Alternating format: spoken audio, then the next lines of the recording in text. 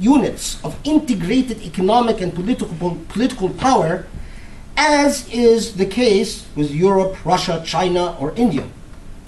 And Muslims, indeed, in this age, leverage very limited actual power in their lived realities.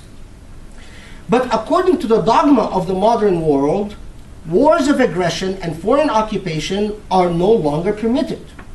And unlike pre-modern barbarisms, people and individuals need not rely on their ability to leverage power because all human beings and nations have rights. That is the fundamental construct. Indeed, the very idea of rights, the raison d'etre of humanitarian protections and immunities, is founded on the notion of protecting the weakest elements of society, whether nationally or internationally. Rights exist to protect those who are members of target groups or those who are members of groups that are in weak and insular positions and therefore unable to protect themselves. Today, the whole paradigm of world order and international law is founded on the notion that instead of the protection of force, the weak should be able to rely on the protection of principle, or alternatively, on principled protection. In other words, today's world is different than any other age because today there is authoritative legality in world order, and in principle, there is rule of law. Of course, I'm not so naive as to believe that the United Nations is truly a parliament of democratic governments or that the Security Council implements international law impartially and fairly, or to think that most international legal obligations are applied fairly and impartially. But the gap between the reality and ideal is what makes the contemporary conditions so precarious for Muslims. There is not, of course, a single Muslim member, a permanent member of the Security Council. And in this age, Muslims, let's face it, play a marginal role in governing or influencing global issues. In fact, the fate and well-being of most Muslim countries in the modern world depends on the good faith and fair-mindedness of the non-Muslim world powers towards Muslims. The opposite, though, is not true. There's a critical point, I'm going to repeat it. Muslims play a largely marginal role on influencing either intellectual issues or more empirical global issues. The fate and well-being of most Muslim countries in this modern world depends on the good faith and fair-mindedness of the non-Muslim world powers towards Muslims, but the opposite is not true. Considering the distribution and structure of power in the modern world, much of the role of Muslims in today's world and much of what is done to and with Muslim nations is contingent on two critical presumptive premises. One, that the major powers that run the world today are no longer motivated by religious bias or rancor. Policy pursued by these world powers do not seek to promote or harm one set of religious beliefs over others, and does not favor or disfavor a people or nation because they belong to one religious tradition or another. Put differently, the dominant powers of the world do not govern in the name of Western Christendom, and their economic and political powers are not used to leverage the supremacy of the so-called Judeo-Christian civilization against others. Second premise is that the decisions and policies of dominant operative powers in today's world are based on rational choices and shared interests, and not on historical, racial, religious, or any other type of prejudice.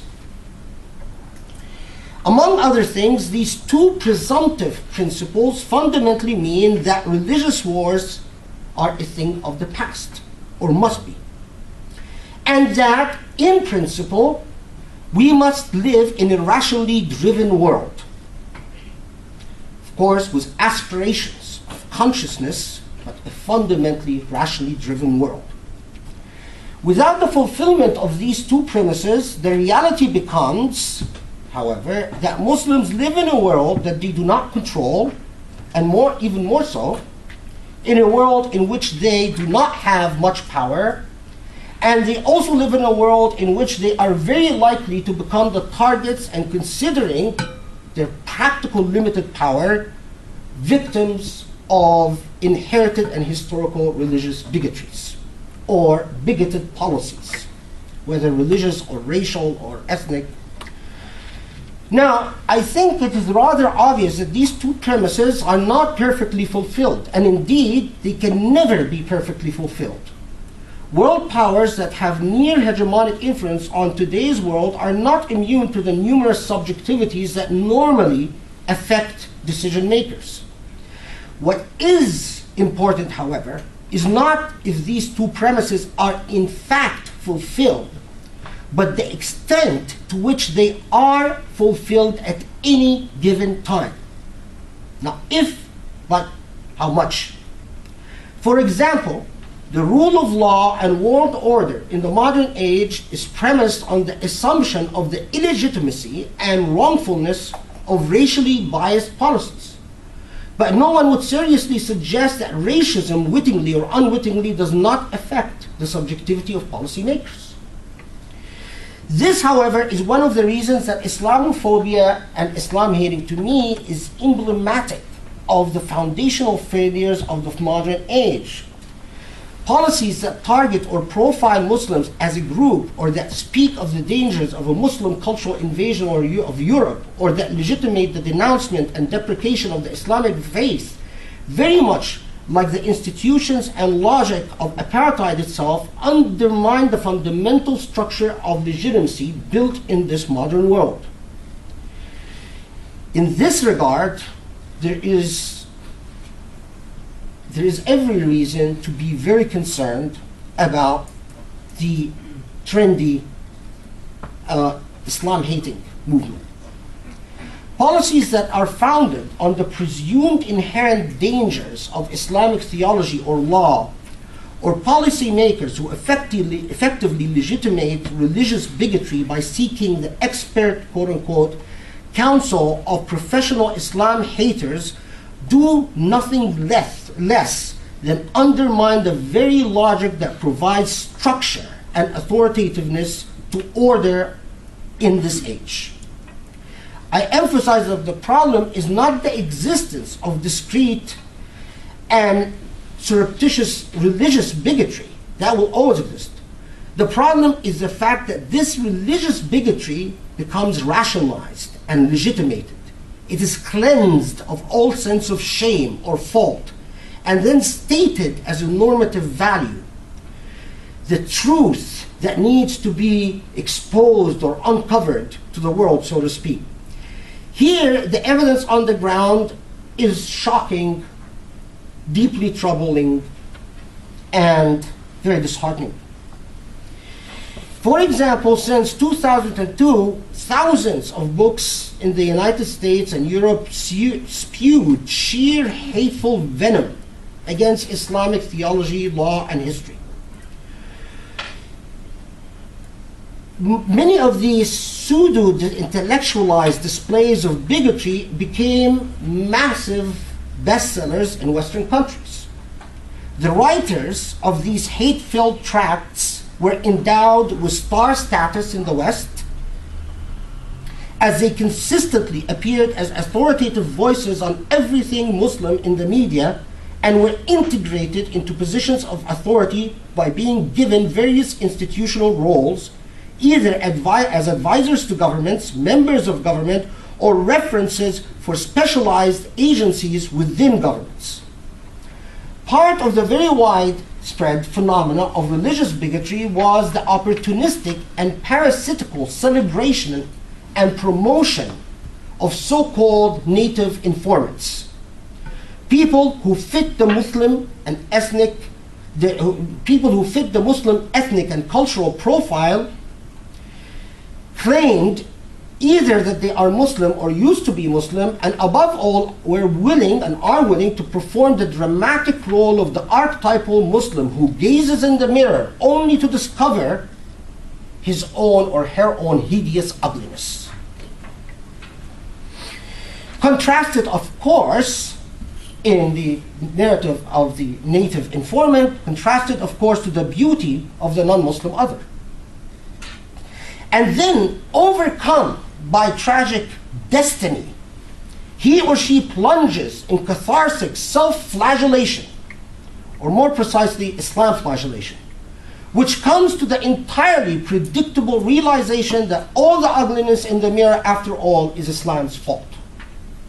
Of course, for the bigoted, but paying readers' ecstatic enjoyment, the native informant climatically confesses Islam's sins, not his own, and most bombastically declares, lest it be damned, Islam and of course Muslims too must repent.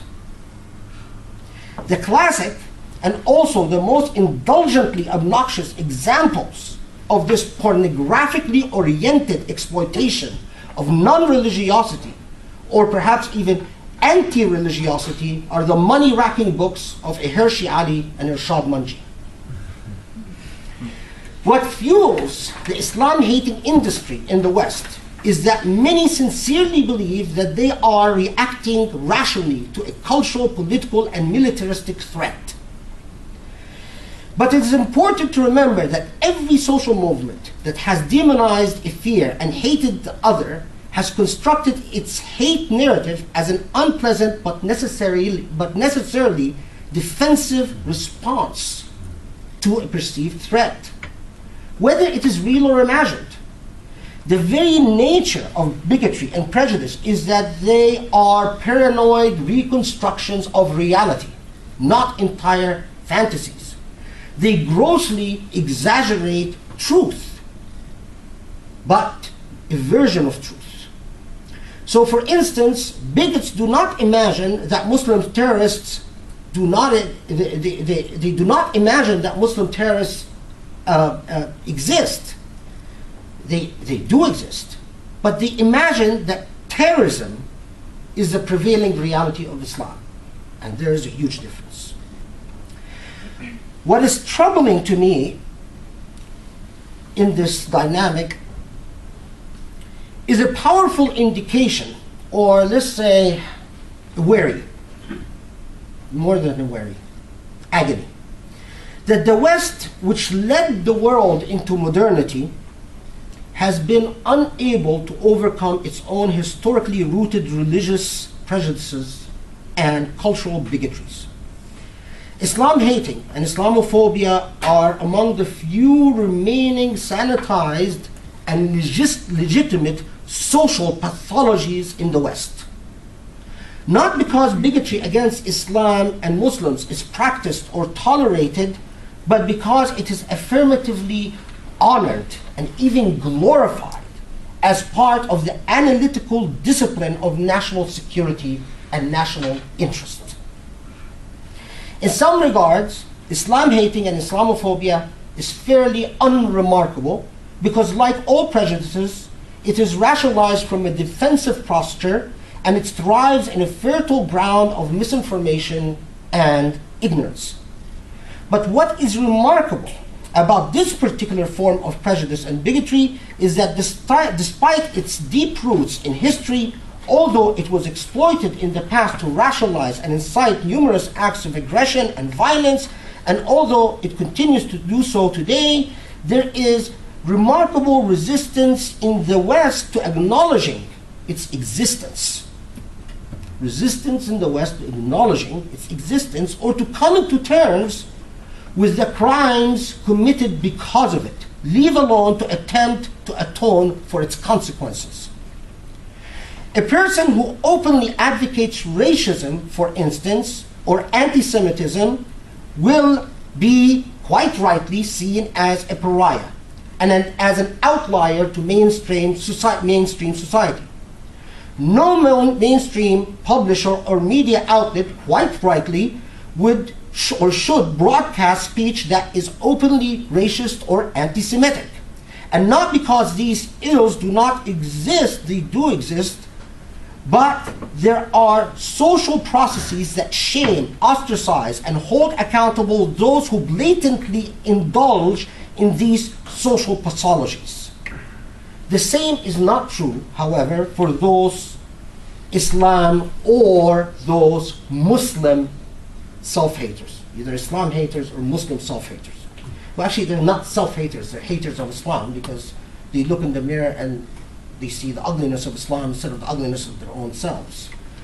For example, intellectuals and policymakers are quite admirably, frank about studying, admitting, and atoning for the Western legacy of anti-Semitism, as they should be. Studies that document and analyze the pathology of anti-Semitism have emerged into a sophisticated critical discipline. We have at UCLA 3 different programs that studies the effects of anti-Semitism. These are 3 different institutional programs that study the effects of anti-Semitism in one form or another. And no serious intellectual would question whether anti-Semitism has been a recurring form of prejudice and bigotry in Western history. Logically, however, if one admits that anti-Semitism is a widespread social pathology that must be resisted and not encouraged, it would seem to follow that substantially the same position should be adopted in regards to anti-Muslim prejudice and Islamophobia. Put simply, one can hardly imagine any place or time in Europe where Jews were persecuted while Muslims were tolerated. Without exception, any time Jews were the target of persecution in Western history, this persecution included the archetypal representative of Islam of the time, whether the archetype was the Turk, the Arab, the Saracen, the Moresco, or the Mohammedan. Moreover, as it is well illustrated by the complex and problematic notion of Judeo-Christian culture or civilization, the history of Jews in the West was a complex one, to say the least. It ebbed and flowed, went back and forth between begrudging tolerance to outright persecution to eventual efforts at reconciliation, and at times atonement, as in the Western guilt-ridden support or unilateral support for Israel today. But the history of Muslims in the West has consistently, instead of ebbed and flowed, it has consistently ranged from slaughter to begrudging tolerance to extermination, and eventually to total and equivocal colonialism, hegemony, and domination. My point is simply this, is that if examined from historical logic, the reluctance, dead silence, and quiet avoidance that confronts Muslim victims of religious persecution in the West, and that confronts researchers in the pathology of Islamophobia and Islam hating, is itself a shocking manifestation of this pathology. What is rather symptomatic of the deeply ingrained prejudice is the continuous effort to justify Muslim suffering as an unfortunate but necessary cause for security, or to understate and minimize the actual existence of actual concrete and harmful results to the existence of this prejudice.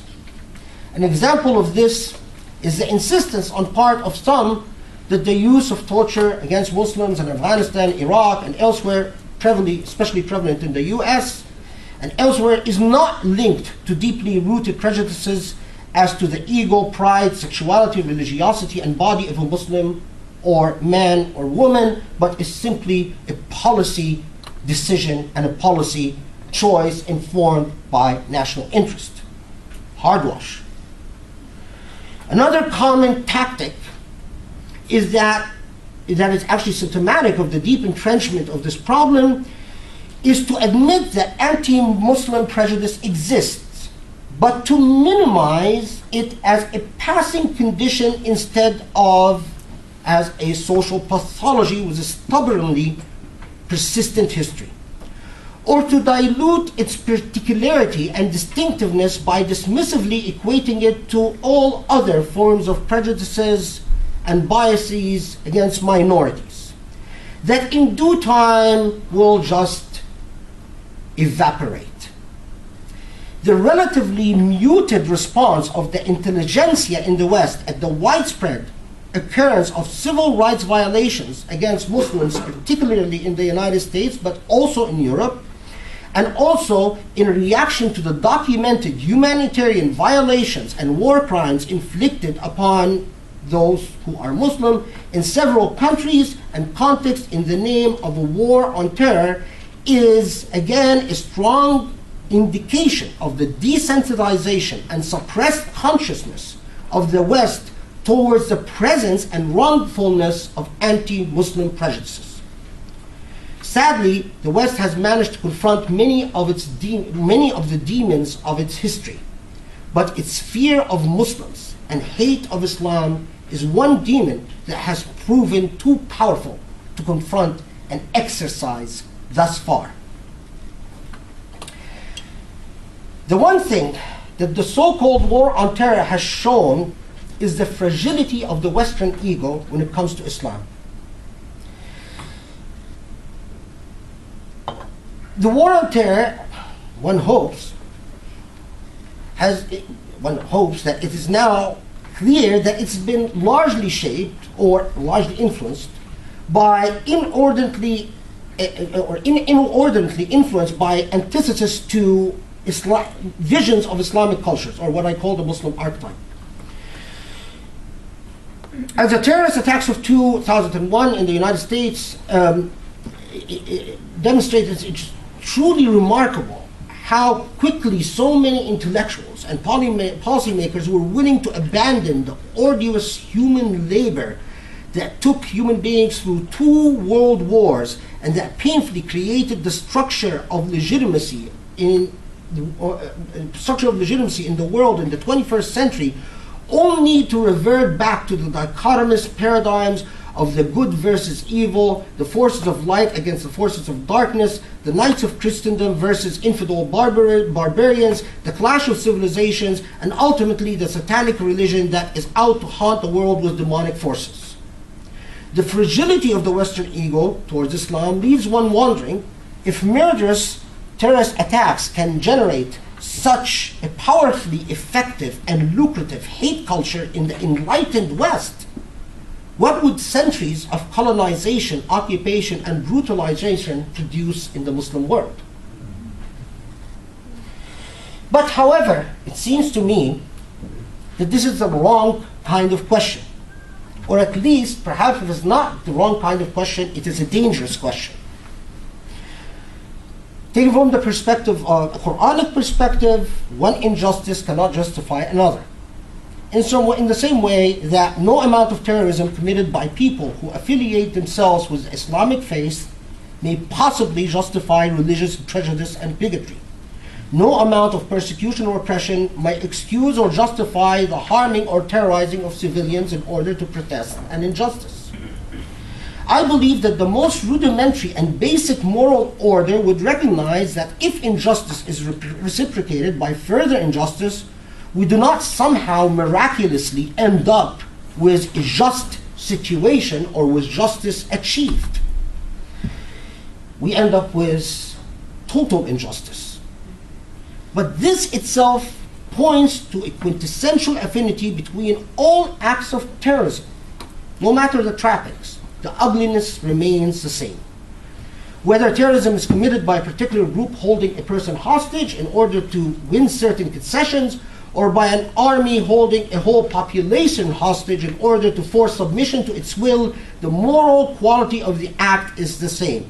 In my view, both are jahiliyyah. This, of course, is in moral theory alone, but it is very different in reality and in law. In legal theory, for instance, we can say the rich and the poor are treated according to the same standards of justice, but this is an ideal. It is seldom fulfilled. Nevertheless, the ideal must remain. It must remain the normative yardstick and the failures of reality must never be treated as normatively correct. They must always be labeled as failures. This is precisely why I find Islamophobia and Islam hating so unsettling. It is not a concession to reality while upholding the ideal. It is a corruption of reality while deforming the ideal. Islam hating is extreme in its ugliness because it stands everything on its head. It twists and distorts the space that Muslims are pushed into occupying in the modern age.